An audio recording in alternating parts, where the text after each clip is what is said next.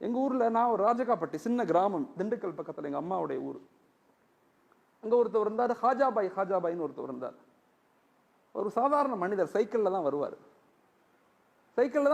நாங்கள் எல்லாரும் அவர் வருவார், ஃபுல்லாக பாத்ரூம் எல்லாம் க்ளீன் பண்ணுவார். காசு யார்ட்டையும் கேட்க மாட்டார், அவராக க்ளீன் பண்ணுவார். பள்ளிவாசலை கூட்டுவார். வெளியே இருந்து யாராவது தொழுகைக்கு வந்தாங்கன்னா அவங்க காரெல்லாம் கழுவி விடுவார். யாராவது கொடுத்தா வாங்கிக்குவார், யார்ட்டையும் கேட்க மாட்டார் அவர். ஆனால் என்ன சொல்லுவார், யார் முசாவா பண்ணாலும் எல்லாத்துக்கும் முசாவா பண்ணுவார். நான் ஹஜ்ஜுக்கு போகிறேன் துவா செய்யுங்கம்பார். எப்படி சொல்லுவார். நான்லாம் அப்போ ஓதுற காலம், சின்ன பிள்ளை. அப்போ நாங்கள்லாம் சின்ன பசங்கள்லாம் அவரை கேலி பண்ணுவோம். ஹஜா பாய் எப்போ ஹஜ்ஜுக்கு போகிறீங்க, எப்போ பாஸ்போர்ட்லாம் எப்போ, இந்த வந்துடும், அடுத்த வாரம் பாஸ்போர்ட் வந்துடும், அடுத்த வாரம் டிக்கெட்லாம் வந்துடும், போயிடுவேன் அப்படின்னு சொல்லுவார். எப்போ கேட்டாலும் இதான் சொல்லுவார். நான் அப்புறம் ஓதியெல்லாம் முடிச்சு பெரிய பிள்ளை ஆயிட்டேன். பட்டமெல்லாம் வாங்கின பிறகு நான் ஊருக்கு போகிறேன். ஊருக்கு போய் முத்தவல்லியை சந்திக்கும் போது யதார்த்தமாக கேட்குறேன், முத்தவல்லி சாப் ஹாஜாபாயை காணாமே எங்கன்னு கேட்டேன். ஹாஜாபாயை காணன்னு அவர் அழுதார், முத்தவல்லி அழுதாரு. நான் கேட்டேன், ஏன் ஹாஜியார் அழுகிறீங்கன்னு கேட்டேன். மொரோனா ஹாஜாபாய் மௌத்தா போயிட்டாரு அப்படின்னு சொன்னார். அப்படியா? அங்கே பெரிய ஷாக்கெல்லாம் இல்லை. மௌத்தா போயிட்டாருன்னா மௌத்தா போதானே செய்வாங்க, மௌத்தா ஆயிட்டா அப்படியா, அதுக்கு ஏன் அழுகிறீங்கன்னு கேட்டேன். சொன்னார், மொரோனா எங்கே மௌத்தானார் தெரியுமா, மக்கால போய் மௌத்தா போனார். எங்கே மௌத்தானார்?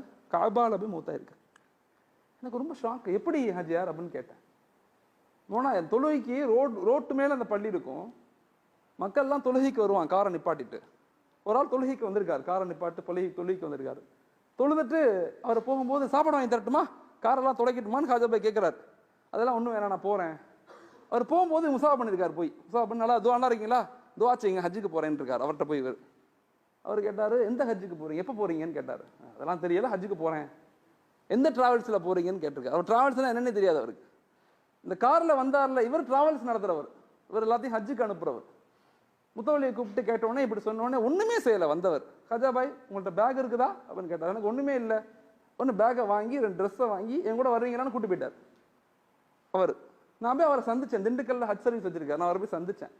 ஹாஜாபாய் ஊருன்னு அவர் அழுகிறார். இருந்துச்சு, நான் ஆயிரக்கணக்கான பேர்த்து ஹஜ்ஜுக்கு கூப்பிட்டு போயிருக்கிறேன், இவரை மாதிரி ஒரு மனிதரை நான் பார்த்ததில்லை. எல்லாம் முடிஞ்ச பிறகு லுஹருடைய தொழுகை, காபாக்கு வர்றோம், தொழுகிறோம், தஜ்தாலே மௌத்தா போயிட்டார். எவ்வளவு பெரிய வாய்ப்பு. அவர்கிட்ட ஒண்ணுமே இல்லை, ஓட்ட சைக்கிள் மட்டும்தான் இருந்துச்சு. ஆனா அல்லாஹ் அவரை எங்க கொண்டு போயிட்டான். சில பேர் 50 உம்ரா செய்யறோம், 50 உம்ரா, மவுத்து அங்க ஆகணும்னு. மவுத்து கிடைக்கல, இங்க வந்து தான் மவுத் ஆகும்.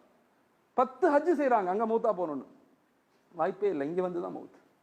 மனிதர்களை யாரையுமே இவங்க தாழ்ந்தவங்க உயர்ந்தவங்கன்னு நினைக்காதீங்க. எல்லாரும் உலகத்துல எல்லாரும் உயர்ந்தவங்க தான், எல்லாம் நல்லவங்க தான். மற்றவங்கள நல்ல நிலைகள்ல பாருங்க. 4 ஆட்ரிபியூட்ஸை வாழ்க்கையில உருவாக்கி கொள்ளுங்க. 4 தன்மைகளை நம்ம வாழ்க்கையில இன்றைய கால சூழ்நிலையில் உருவாக்கணும். மக்கள்கிட்ட அன்பா பேசுங்க, அதிகாரமா பேசாதீங்க. அன்பா பேசுங்க, பொலைட்டா பேசுங்க.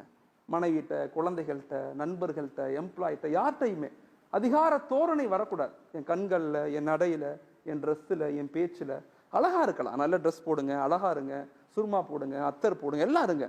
ஆனா எந்த நிலையிலும் அதிகாரம் நம்மள்கிட்ட வெளியாகக்கூடாது. பொலைட்னஸ் தான், சாதாரணமாக நம்ம இருந்துக்கணும். நம்ம எல்லாரும் ஒரு மலம் சுமக்கிற உடல். மௌத்தா போனா நான் மௌத்தாயிட்டேன்னு வச்சுக்கோங்களேன், என்னை என் பேர் கூட சொல்ல மாட்டீங்க, ஹலீல்னு சொல்ல மாட்டீங்க. ஜனாசாவை எப்போ எடுக்கிறீங்கன்னு தான் கேட்பீங்க. என் பேர் கூட மாறிடும், ஜனாசா. ஒரே வருஷத்துல என் மனைவி மக்கள்லாம் என்னை மறந்துடுவாங்க. அவ்வளோதான் அந்த உலக வாழ்க்கை. அதனால அன்பை வெளிப்படுத்துங்க, அன்பா நல்ல சிந்தனைகளை பேசுங்க, பாசிட்டிவா பேசுங்க. யாரையும் வெறுக்காதீங்க. அல்லாஹ் நம்மளை வெறுத்துட்டா எவ்வளவு பாவம் செய்யறோம். அடுத்தவங்களுடைய அதிகாரமா நடந்துக்கும் போது நம்மள்ட்ட அல்லாஹ் அதிகாரமா நடந்தா என்ன நடக்கும்? உலகத்துல வாழ முடியாது. அதனால முதல்ல அன்பாக நடந்து கொள்ளுங்க. யாரையுமே பெருசா தயவு செய்து அதிகார தோரணையில உங்களை குறைகளை முன்னெடுத்தாதீங்க. இந்த குறைகளுக்கு பின்னால போனவங்களுக்கு நல்ல மௌத்து வந்ததாக சரித்திரம் இல்லை. யாருடைய குறைகளையும் யோசிக்காதீங்க. எல்லாரும் நல்லவங்க தான், அவங்கவுங்க திரையிலிருந்து அவங்கவுங்க இருக்கிறாங்க. யாரையும் தப்பா நினைக்காதீங்க. 2வது, மக்களை அக்செப்ட் பண்ணிக்கங்க, ஏற்றுக்கொள்ளுங்க. உலகத்துல எல்லாரும் ஒரே மாதிரி இருக்க மாட்டாங்க. நம்ம நினைக்கிற மாதிரி உலகத்துல யாருமே கிடையாது. என் மனைவி நான் நினைக்கிற மாதிரி இருக்க மாட்டாங்க, நம்ம குழந்தைங்க நம்ம நினைக்கிற மாதிரி இருக்க மாட்டாங்க. எல்லாரும் அவங்கவங்கள மாதிரி தான் இருப்பாங்க. எல்லாரும் அவங்கவங்களுக்கு ஒரு ஆசை, அவங்கவங்களுக்கு ஒரு கோல் செட்டிங் எல்லாமே இருக்கும். அதனால எல்லாத்தையும் ஏற்றுக்கொள்ளுங்க. அல்ஹம்துலில்லாஹ் ஏற்றுக்கொள்ளுங்க. எப்ப அக்செப்டன்ஸ் வருதோ எங்கள்கிட்ட ஸ்ட்ரெஸ் இருக்காது, மன அழுத்தம் இருக்காது, எதுவுமே எங்களுக்கு நோயே வராது. எங்களுக்கு நோயே வராது. இன்னைக்கு உலகத்துல 36%, 37% முஸ்லிம்கள் நோயாளிகள். 100 பேர்த்துல 37 பேர் நோயாளிங்கிறான். ஹாஸ்பிட்டலுக்கு போனா நம்ம தான் அதிகமா இருக்கும். காரணம் என்ன? ஸ்ட்ரெஸ், மன அழுத்தம் எல்லாம். அதனால அக்செப்ட் பண்ண, ஏற்றுக்கொள்ளுங்க. அல்லாஹ் எனக்கு எதை கொடுக்குறானோ அது சிறந்தது. மாஷா அல்லாஹ். மூணாவது, எல்லா நிலையிலையுமே மக்களை மன்னிச்சிடுங்க. தண்டிக்க நினைக்காதீங்க, யாரையும் தண்டிக்காதீங்க. அஹ்சன் கமா அஹ்சன் அல்லாஹ். அல்லாஹ் நமக்கு உபகாரம் செய்வதை போல நம்ம உபகாரம் செய்யணும். யாரையும் தண்டிச்சு கஷ்டப்படுத்திடக்கூடாது. அல்லாஹ் நம்மளை மன்னிக்கணும்னு ஆசைப்பட்டோம்னா மற்றவங்களை மன்னிக்கணும். அடுத்தவங்களுடைய குறைகளை மறைச்சிடணும். மறைச்சிட்டோம்னா அல்லாஹ் நம்ம குறைகளை மறைச்சிடுவான், நம்மளை அல்லாஹ் மன்னிச்சிடுவான். ஹஸரத் காலித் இப்னு வலீத் ரலியல்லாஹு கேள்விப்பட்டிருப்பீங்க. காபாவுடைய மக்காவுடைய வெற்றிக்கு முன்னாடி ஸல்லல்லாஹு அலைஹி வஸல்லம் உட்கார்ந்து இருக்காங்க. ஒரு சஹாபி வர்றாங்க. சஹாபி யாருன்னா காலித் இப்னு வலீத் ரலியல்லாஹுடைய அண்ணன். அவர் வர்றாரு, முசாஃபா பண்றார் ரசூல்கிட்ட. நபி கேட்குறாங்க, நல்லா இருக்கீங்களா? நல்லா இருக்கேன். உங்க தம்பி ஏன் என்ன புரிஞ்சிக்க மாட்டேங்கிறார்? காலித் இப்னு வலீத் ரலியல்லாஹு என்னை ஏன் புரிஞ்சிக்க மாட்டேங்கிறார்? நான் நல்லது தானே சொல்றேன், நான் யாரும் தப்பு சொல்லலையே. அவரை கேட்டதா சொல்லுங்க, சலாம் சொல்லுங்கன்னு சொல்றாங்க. காலித் இப்னு வலீத் ரலியல்லாஹுடைய அண்ணன் வீட்டுக்கு போறார். அவர் யாரு? காலித் இப்னு வலீத் ரலியல்லாஹு யாருன்னு சொன்னா, பத்ர்ல வந்தது எதிரியாக, உஹதுல வந்தது எதிரியாக, கந்தக்ல வந்தது எதிரியாக, எதிரியாக மட்டும் இல்ல ரசூலை கொலை செய்யணும்னு வந்த ஒரு நௌதுபில்லா. ரசூல் ஸல்லல்லாஹு கேட்கறாங்க, அவர் நல்லா இருக்காரா? அண்ணன் போய் தம்பிகிட்ட சொன்னோடனே காலித் இப்னு வலீத் ரலியல்லாஹு எந்திரிச்சு அழுகுறாங்க. ரசூல் என்ன கேட்டாங்களா? ஆமா, உங்களை தான் கேட்டாங்க. நலம் விசாரிச்சாங்க, நல்லா இருக்கீங்களான்னு கேட்டாங்க, உங்களுக்கு துவா செஞ்சாங்க. அப்படியே ஒடியாந்தார் காலித் இப்னு வலீத் ரலியல்லாஹு. வந்தாங்க, ரசூலுடைய கையை பிடிச்சாங்க. அஷ்ஹது அல்லா இலாஹ இல்லல்லாஹ் வ அஷ்ஹது அன்ன முஹம்மதன் அப்துஹு வ ரசூலுஹு. கலிமா சொல்லி இஸ்லாத்துக்கு வந்துட்டாங்க. அவங்க பேர் என்ன? சைஃபுல்லா, அல்லாஹுடைய வாள்னு பின்னாடி பேர் எடுத்தாங்க. எந்த யுத்தத்துக்கு போனாலும் வெற்றி. அவ்வளோ பெரிய வலிமையான நபர். அந்த மன்னிப்பின் காரணமாக எவ்வளவு மக்களை நாங்கள் மன்னிக்கிறதே இல்லை. மனைவியை மன்னிக்கிறது இல்லை, அண்ணனை மன்னிக்கிறது இல்லை, தம்பியை மன்னிக்கிறது இல்லை, எம்ப்ளாய் யாரையும் மன்னிக்கிறது இல்லை. தயவு செய்து மன்னிக்கக்கூடிய தன்மைகளை அதிகரிச்சுக்கணும்.